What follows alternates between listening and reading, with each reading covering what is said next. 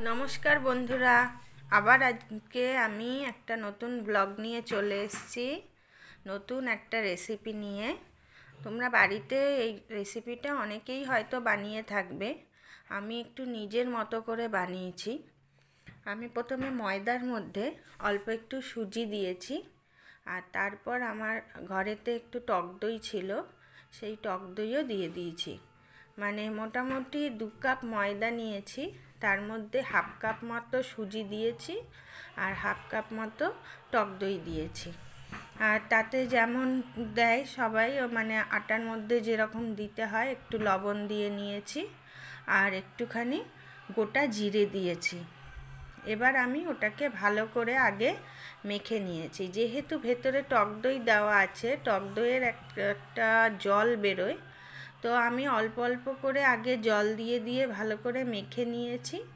প্রথমে মাখাটা একটু খুবই নরম ছিল, তাই জন্য আমি কিছুক্ষণ রেস্টে রেখে দিয়েছি।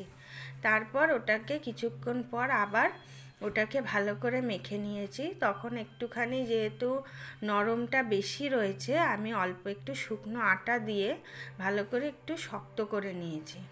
তারপর তেল দিয়ে ওটাকে ময়াম দিয়ে নিয়েছি, নিয়ে ভালো করে ওটাকে কিছুক্ষণ ধরে আটাটাকে মেখে নিয়েছি।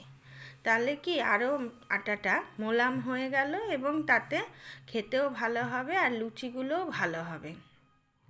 তো আমি এটা ছুটির দিনেই বানাচ্ছি। বাড়িতে যেহেতু সবাই থাকে, একটু নতুন কিছু রেসিপি আমি করি ছুটির দিনে।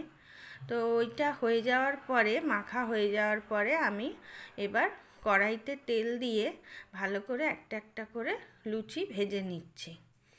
আর রবিবার যেহেতু ছুটির দিন, সেই কারণে আমি একটুখানি ঘুগনি করে নিয়েছি। খুব সিম্পল পদ্ধতিতে ঘুগনি করেছি, এবং তার সঙ্গে এই যেটা তোমরা নানপুরি বলতে পারো কি যাই বলো, আমি ওই নানপুরি স্টাইলেই করেছি। তবে হ্যাঁ, আমি ওতে বেকিং পাউডার বা বেকিং সোডা কিছুই ব্যবহার করিনি।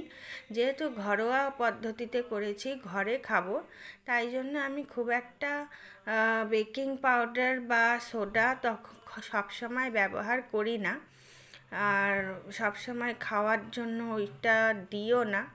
আমি ওইটা ছাড়াই ভালো করে তেল দিয়ে ময়দাটাকে মেখে নিয়েছি, যাতে ময়দাটা খুব ভালো নরম হয় এবং তার সঙ্গে খেতেও খুব ভালো লাগে।